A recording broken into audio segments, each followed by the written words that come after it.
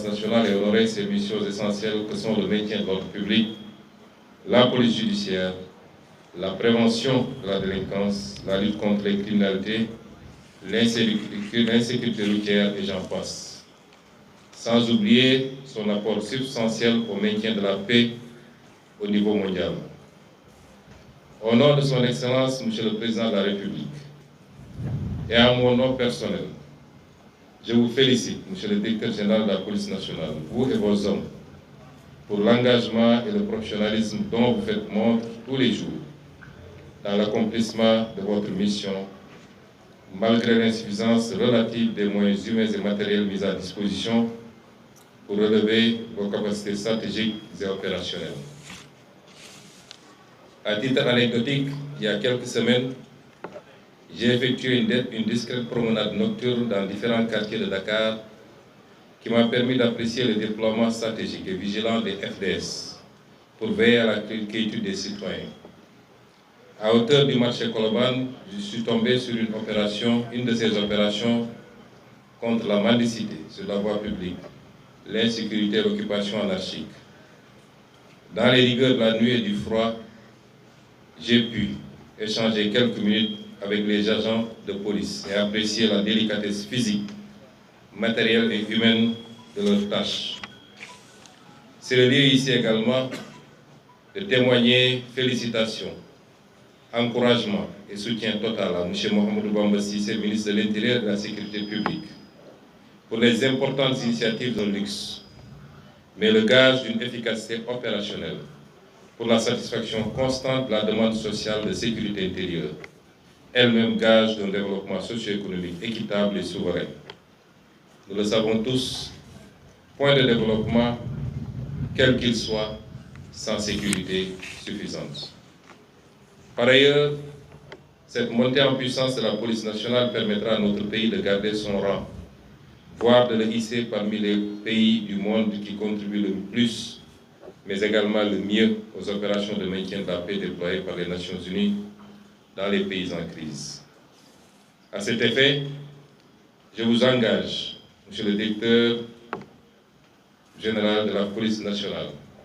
sous les ordres et la supervision de Monsieur le ministre de l'Intérieur et de la Sécurité publique, à poursuivre les réformes entamées au sein de la Police nationale pour en faire cette grande institution à même de répondre convenablement à ses missions. Ainsi, en droite ligne de la vision Sénégal 2050, portée par son Excellence Monsieur le Président de la République, je réitère l'engagement de mon gouvernement à accompagner sans réserve notre police nationale pour une réalisation réussie de ces vastes chantiers. Oui, nous avons de très hautes ambitions pour la police nationale, ses ressources humaines, ses conditions d'existence et de travail, sa protection. C'est pour cette raison, ces grandes ambitions que nous avons. Et je suis venu accompagné de Monsieur le ministre des Finances. C'est pour cette raison que le budget de cette année pour la police nationale s'élève à 150 milliards 869 415 279 francs contre 127 milliards 519 906 000 francs en 2025, soit une hausse de 23 milliards 300 en valeur absolue et 18,31% en valeur relative. Nous sommes dans un contexte que vous connaissez tous, marqué par des difficultés budgétaires. J'y reviendrai tantôt. Et ces difficultés nous ont appelés à procéder à des coupes budgétaires, la plupart du temps qui ont touché tous les départements, la primature y compris. Mais l'importance stratégique que nous accordons à la police nationale a justifié qu'il n'y ait non seulement pas de coupe, mais que le budget de la police nationale ait été réévalué à hauteur de 18,31% en valeur relative. Et cette évolution s'explique principalement par la prise en charge de la finalisation de la construction de 2 immeubles R+8 au Grand Abdou-Diassé pour 2 milliards 512 millions, du programme de sûreté et de sécurité nationale pour 3 milliards 250 millions, du marché d'acquisition de moyens logistiques, d'équipements de sécurité, de matériel de protection individuelle et collective pour 2,750 milliards, du projet de renforcement des infrastructures au profit des forces de défense et de sécurité dans le cadre des Jeux olympiques de la jeunesse 2026 pour 10 milliards, du fonctionnement et le paiement des pécules des policiers adjoints volontaires emploi des jeunes pour 2,307 millions. Et enfin, la production de 350 000 talons de passeport numérisés pour 4,132 millions. La part de la sécurité publique. La part de la sécurité publique est de 58,68% dans le budget du ministère en 2026. Oui, donc, nous avons des ambitions et de très hautes ambitions pour la police nationale, pour ses ressources humaines, pour l'amélioration de ses conditions d'existence et de travail, pour sa protection. La matérialisation de ces ambitions aurait été plus diligente ici, comme partout ailleurs, n'eût été un héritage douloureux, conséquence d'une gestion hasardeuse et opaque des ressources publiques par le précédent régime. Ceci nous apprend au moins une chose, mais une chose fondamentale. Un pays ne se construit pas dans l'égoïsme, la démagogie budgétaire et les manipulations politiciennes. Il s'édifie méticuleusement dans la rigueur, la discipline, la transparence et l'amour de la patrie. C'est pourquoi je lance un appel aux patriotes que vous êtes. Œuvrons tous ensemble à construire d'abord une richesse nationale qui soit endogène et souveraine, à la construire dans la stabilité et le travail, le culte du travail, le travail bien fait, mais le travail fait au service de la collectivité. Travaillons donc à construire cette richesse nationale avant de la redistribuer pour le progrès collectif. C'est la seule voie, la seule, l'unique, pour un Sénégal juste et prospère. Je vous remercie pour votre aimable attention. mbokk yi ñu ngi leen di gërëm di leen sant di am mbégte teew fii tey ci dox yi nga xam ne fas nañ koo dox ngir yéen ñëpp xam ngeen ni premier ministre mooy le chef de l'administration. ñaari at daanaka gannaaw bi ñu dénkee réew mi léegi sénégalais yi wóolu son excellence président Bassirou Diomaye Diakhar Faye jox ko présidence de la république mu dellu si wóolu ma dénk ma primature. ñaari at yoo xam ne amoon nañu mbébét gi mooy dox dem nemmeeku lenn ci bërëbu liggéeykaay yi nga xam ne mi ngi ci réew mi te yàlla dénkuñu ko, waaye jafe-jafe yi ak liggéey bi moo ñu tënkoon. tey ñu door doxantu yooyu muy doxantu nemmeeku bërëbu liggéeykaay yooyu naka la ñu toogee, naka la ñuy liggéeyee, lan mooy seen jafe-jafe, waaye xamit gën a xam wala gën a càmbar seen solo ak seen njëriñ ci réew mi. tey ñu doore ko tey fii ci police nationale. rëccuwuñu ko nag te gëm naa ni ñi ànd ak ñun ñëpp ba ci mbokk journalistes yi rëccuwuñu ko, ndax suba su tey gii suba su am solo la. bi ñu duggee ci bërëb bi ba léegi doore ko ci présentation bi nga xam ne madame la directrice de la formation defal nañu ko, ba démonstration yi nga xam ne war nañu ko fi mu toll nii. gis naa nag bi ñu sànnee benn grenade rek ministre de l'intérieur moom dugg na ci suufu siis ba, ndax bu mbir yi daan jax moom tribunal la daan xaar miinu ko. waaye lañ fi gis tey jaare ko ci police scientifique ba ci lii nga xam ne mooy gëtu police bi nga xam ne moom lay caytoo dëkk bi yépp te du génn fii, muy li ñuy wax caméra de surveillance yi. suñu bëccëgu tey bii bëccëg bu am solo la. moo tax ñi ngi féliciter monsieur le directeur général de la police nationale monsieur Mame Seydou Ndour ci kilifteefu ministre de l'intérieur monsieur Bamba Cissé ci liggéey bu rafet bi di jaarale ci ñoom suñuy félicitation ak suñuy encouragement mbooleem seen ñi nga xam ne tey ay agents de police lañu quel que soit seen grade ak seen rang ñi fi teew ñi ne fi mu ne nii ci terrain bi ñoom ñëpp ñu ngi leen di féliciter di leen gën a ñaax nag ci liggéey bi ndax am nañu yéene gu rëy ci lépp li jëm ci sécurité kaaraange réew ndax damay faral wax ni réew mi nga xam ne yàlla muccal na la ci guerre nekkoo ci guerre ak kenn amul ay déstabilisation yoo xam ne mën nañ koo jox solo réew moomu li mu war a gën a faratal mooy li nga xam ne mooy kaaraangeem ci biir réew mi te loolu ñii nga xam ne ñooy police nationale dañ cee am cër bu rëy rëy bokk kook yeneen FDS yi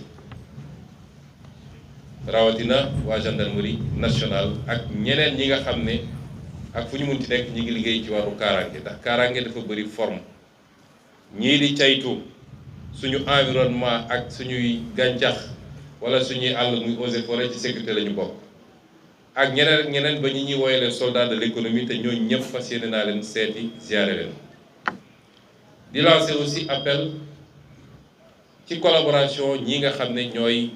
caytu kaaraange gi ànd naa tey ak monsieur le général Birane Diop mi nga xam ne moom moo yor les forces armées lenn ci kaaraange bi wala ñi koy toppatoo moom ci kilifteem la ñu nekk force de défense et de sécurité yi du ñu ay rival du ñu ay adversaire dañu war a liggéey ci complémentarité joxante loxo ndax saa yu faay amee seen diggante rek risque bu rëy la ci réew mi kon ñu leen di gën a soññ ci loolu ñu gën a joxante loxo xam ni lii orientation président de la République ak luy suñu doxal ñun en tant que gouvernement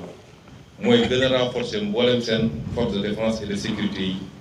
pour sénégalais yi mën a dox ci jàmm nelaw ci jàmm liggéey ci jàmm te duñu am lenn lu ñuy ragal kaaraange nag nee naa bi ci biir réew lu am solo la waaye su réew tëree nii mu tëree yàlla musal ñu ci li nga xam ne lu bari am na ci ay réew yu ñu wër li ñu war a gën a saytu ma ne mooy sécurité intérieure waaye bàyyi xel ci li nga xam ne moom la ñuy tuddee les menaces asymétriques rawatina nag jamono yoo xam ne dañuy dëgmal ay daje yu mag a mag ci réew mi di Sénégal menace asymétrique mooy koo xam ne du jàmmaarloog yow jàkkaarloog yow waaye da lay bett ci yeneen anam te lii ñu def fii tey ci démonstration ci lu mel nii kalaate ay bomba gi demee noonu bokk na ci lu koy gën a lu ci gën a fegal réew mi te liñ fi gis xaw naa dal suñu xel waaye du tey ñuy gën a soññe toujours ci fan woowu kon solo googu ñu jox police nationale moo tax ci budget bi nga xam ne mooy budget 2026 yéen ñëpp xam ngeen situation bi réew mi nekk te dara waralu ko lu dul yorin gu ñaaw gi ñu ko yore woon yorin goo xam ne dafa lal woon ci tàppale ak naxaate te ñu yàggoon ko dénoncé ba ñuy nekk assemblée ak bi ñuy nekk opposition tey firnde yëpp feeñ ba sénégalais yi gisal ko seen bopp àdduna yëpp gis loolu nag dafa jur jafe-jafe ci réew mi jafe-jafe bor bu diis a diis ndax réew moo xam ne bu ñu dajalee sa koom yépp bor ba weesu na ko ba mat 130% nga war koo fay weer wu ne jafe-jafe bu rëy la moo tax bi ñuy defar budget bi ministre des finances ngi nii toog ñu liggéey ci lu bëree bëri def ay arbitrage bëri na ay cër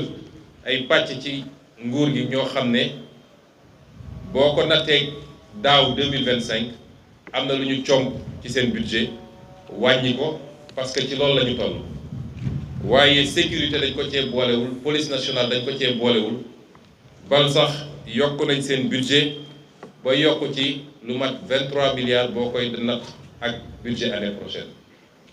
loolu nag xeeb nañ ko ba tey suñu yéene weesu na foofu